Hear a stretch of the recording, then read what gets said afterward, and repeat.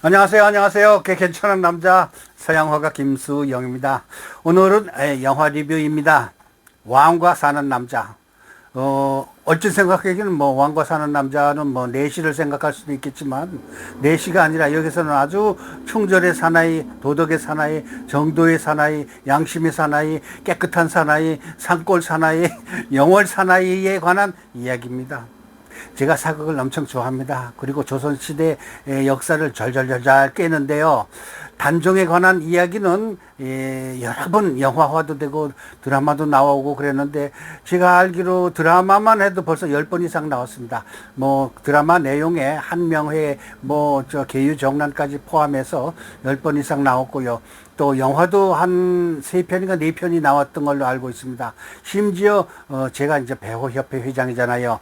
배우님께서 노래 부른 거 영월애가라는 아주 정말 슬프디 슬픈 영화과 함께 노래도 다 있습니다.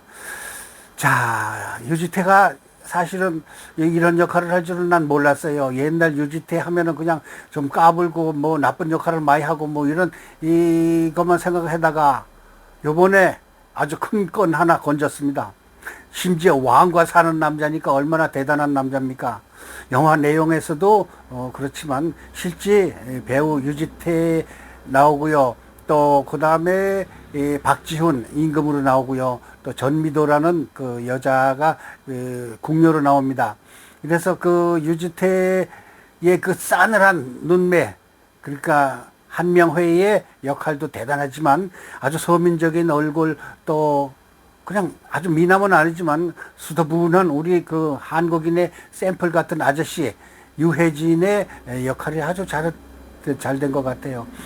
장항진 감독이 이 캐스팅을 잘했는지 어쨌는지 모르지만 영화에 잘 녹아드는 그런 역할을 하고, 또 감독을 잘해서 그런지 전체적으로 영화가 우선 괜찮았습니다.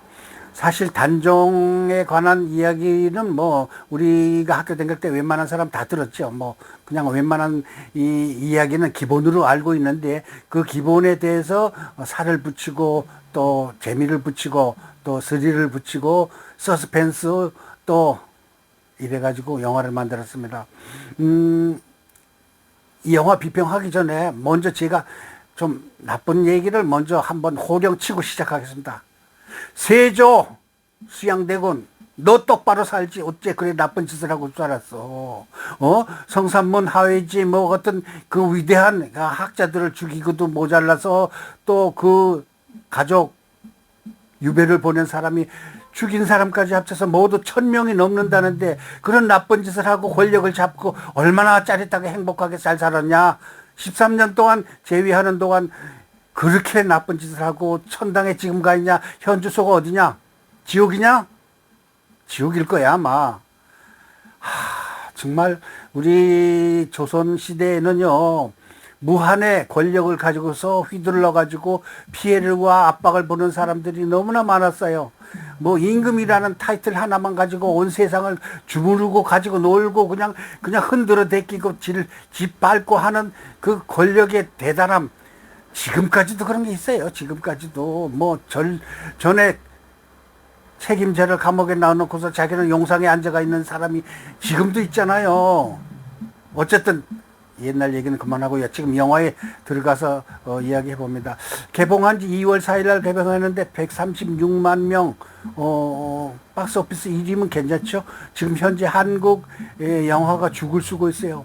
작년에 우리 한국 영화가 아주 안 돼가지고요. 그동안 가장 참 힘들었던 코로나 시대 못지않게 지금 힘들게 상영이 되고 있습니다. 한국 영화의 순환기라고 가까울 만한데, 파묘 이후에 또 새로운 천만 관객이 나오지 않을까라는 그런 생각도 해보는데, 모르겠습니다. 이건 젊은이들에게는 조금 덜 매력 있는 영화고요. 저같이 연식이 있는, 역사를 아는, 지식이 있는 그런 사람들에게는 참 매력 있는 영화예요. 잘 차린 밥상이고요. 2시간 상영이죠 아마. 그런데 그 2시간 동안 그냥 완전히 빠져 들어가게 만드는 그런 영화였습니다. 우리가 살아가면서 많은 연극도 보고 드라마도 보고 영화도 보고 뭐 그냥 그 소설도 읽고 뭐 그 백과사전도 보고 그러긴 하지만 조선시대 때 임금 사건 중에 사도세자하고 이 단종의 사건이 가장 빅 이벤트가 되지 않을까 그런 생각을 합니다. 사도세자에 관한 것도 엄청 슬프고 뭐 그렇긴 하지만 그거는 잘못을 저질렀기 때문에 그럴 수도 있고 이것은 참 단종이 잘못한 것도 하나도 없는데 세상의 풍파에 휩쓸려 가지고 어느덧 할아버지 할머니도 죽고 아버지도 죽고 자기 형제도 다 죽고 그러는 것을 불과 17살 나이에 다 봐가면서 자기 자신도 그 강원도 촌구석에 그 동강에 시신으로 떠밀려 가가지고 12월 10일이에요. 양력으로 12월 10일이고요. 음력으로는 10월 달인데 그 얼음 강물에 떠내려가던 것을 엄홍도가 구해가지고서 자신의 산에다가 묻어놓는데 그 이야기하기 전에 그 내용을 살짝만 이야기하다 보면은 우리가 한명회라는 인물을 다른 영화에서도 많이 보고 드라마에서 제가 아까 얘기했지만 한 10편, 10편 이상 한명회에 대한 이야기가 나왔습니다. 기회주의자이자 또 아주 약삭빠른 정치가에다가 지혜를 아주 교묘하게 사용하는 아주 나쁜 정치가의 샘플이 한명회입니다. 그 한명회가 단종을 이렇게 슬피게 만들고요. 계유정난을 만들게 된 원인입니다. 여러분, 조선시대가요, 세계에서 보기 드문 오래 유지된 왕조였습니다. 여러분 아시겠지만, 이 조선시대는요, 517년인가 그럴 거예요, 아마. 그 다음에 고려가 475년, 명나라는 276년, 청나라는 296년이에요. 그런데 사화에서, 그러니까 역사상 가장 힘든 세월을 겪은 게 조선시대 아마 왕조시대가 아닌가 그런 생각이 듭니다. 그 많은 파란만장한 세월 속에서도 가장 슬픈 역사를 가진 단종의 이야기. 여러분께서도 아시겠지만 조선시대 3대 난이 뭔가 하면요. 위화도 회군 1번, 그 다음에 두 번째가 인조반정, 세 번째가 계유정난이에요. 계유정난은 세조가 자기 조카를 몰아내고 자기가 임금으로 되는 그런 아주 살벌한 이 세조의 권력 이 찬탈에 대한 역사를 이야기하는데 글쎄 동서양은 막론하고 임금을 죽이고서 자기가 왕이 되는 사람이 많아요. 뭐 더군다나 뭐 자기 부친을 살해하고 자기가 왕이 되는 경우도 있고 그렇긴 하지만 조선시대 때 가장 참 살벌한 전쟁이 계유정난이 아닌가 싶습니다. 거기에 단종의 슬픈 눈, 그러니까 17살이 불과 임금이었다가 참 영월로까지 폐위돼 가지고 거기 가서 사약을 받고 죽는데 역사상으로는 사약을 받고 죽었다고 하는데 여기에서는 다른 방법으로 죽는 게 나옵니다. 세 가지 그 이야기가 내려져 있어요. 근데 여기에서는 그 엄흥도가 갑시다. 저는 마지막에 눈물을 막 흘렸어요. 너무 감동적이고 너무 슬프고 너무 울컥해가지고 연기에 감동도 받고요. 영화 내용의 감동도 받고요. 단종의 슬픈 참 역사에 단종의 애끓는 그런 심정으로 나도 포위가 돼가지고 흠뻑 젖어가지고 눈물을 쫙 흘렸어요. 자막이 막 올라갈 때도 저는 그냥 이렇게 울고 있었습니다. 사실 내가 아침에 첫 상영 시간에 가가지고 한 300, 400석 되는데 한 20명밖에 안 앉아 있었어요. 그렇지만 나는 그냥 흐느끼면서 봤습니다. 마지막을. 대개는 해피엔드로 끝나는 영화가 좋긴 한데 언해피로 이렇게 눈물을 짜게 만드는 영화가 더 깊이 여운이 남는 것 같습니다. 자, 여기서 감독에게 나는 말하고 싶은 게 있는데 조금 안타까운 게 있는데 강원도 영월이 아닙니까? 근데 표준어를 쓴다는 거는 조금 그래요. 나는 로컬 성격을 살리기 위해서 안 그랬어요? 감자들에요. 이렇게 그 강원도 말을 좀 넣었으면 좋겠고, 그 다음에 음식을 주는데 단정히 속이 상해가지고, 마음이 상해가지고, 괴로워가지고 음식을 며칠 동안 안 먹어요. 그런 기가 빠진 상태에서 나중에 음식을 먹는데, 거기에서 나는 감자떡, 강원도 감자떡 가져왔더래요. 아니면 감자 말고 막국수 한번 맛보시더래요. 이런 거 하나 들어갔으면 좋겠고, 그 다음에 그 동네 사람들의 옷이 너무 올리브 그린색, 약간 죽은 쑥색을 가지고서 만들었는데, 조선시대에는 우리나라가 백인민족 아닙니까? 그래도 때가 묻었더라도 흰 옷을 입은 거로서 만들었으면 어떤가 싶어요. 물론 영화니까 좀 더 그 극적인 것을 살리기 위해서, 현장 분위기 살리기 위해서, 역사적인 참 분위기를 그대로 만들기 위해서 그렇긴 했겠지만, 그래도 너무 연극적인 옷이 아니었는가, 그런 안타까움이 듭니다. 그래서 한반도를 상징하는 그 유배지의 위치가 그 현장에서 촬영을 못했다고 그래요. 다른 데서 촬영을 했는데 그거와 유사하게 장면을 잘 만들긴 했지만, 그래도 그 당시에 슬픈 동네 마을 서민들의 이 삶의 모습을 좀 더 보여줬으면 하는 생각이 들고요. 그리고 아까 얘기했듯이 그 막국수 같은 것은 그 막둥이 엄마가 음식을 만들어서 줬었다 그랬잖아요. 막둥이 엄마가 참 감자떡을 잡숴 보시래요. 뭐 이렇게 강원도 말을 넣었더라면 훨씬 좋지 않았을까, 그런 생각이 나만의 생각입니다.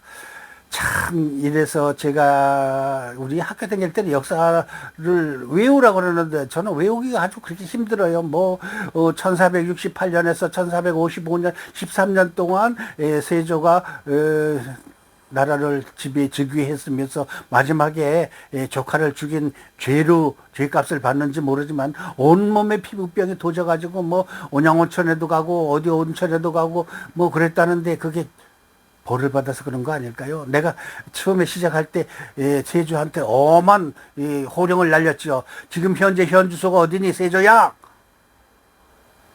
지옥이겠지 뭐, 보나마나 그 많은 사람을 죽이고 처벌받고. 그 영화 시작도 그 참 잔인한 벌 받는 인두르다 사람을 지지는 그 슬픈 놀라운, 아유, 그런 거로 시작이 됩니다. 얼마나 끔찍한 내용입니까? 거기에서부터 시작되는데, 젊은이들은 이런 영화를 반드시 봐야 됩니다. 우리가 자신이 디디고 있는 땅이 어떤 이 역사를 지닌 땅인가, 어떤 누가 발을 디디고 이 조상들이 스쳐 지나갔는가, 이 땅에 어떤 히스토리가 있었는가를 알기 위해서 영화를 반드시 봐야 된다고 생각하고, 여기에서 사육신 묘를 여러분들이 아시는가 모르겠습니다. 서울 사람들은 글쎄 저같이 꼰대들은, 연식이 오래된 사람들은 아는데, 사육신 묘가 바로 서울 시내에 있어요. 노량진 가기 전에 사육신 묘라고 있거든요.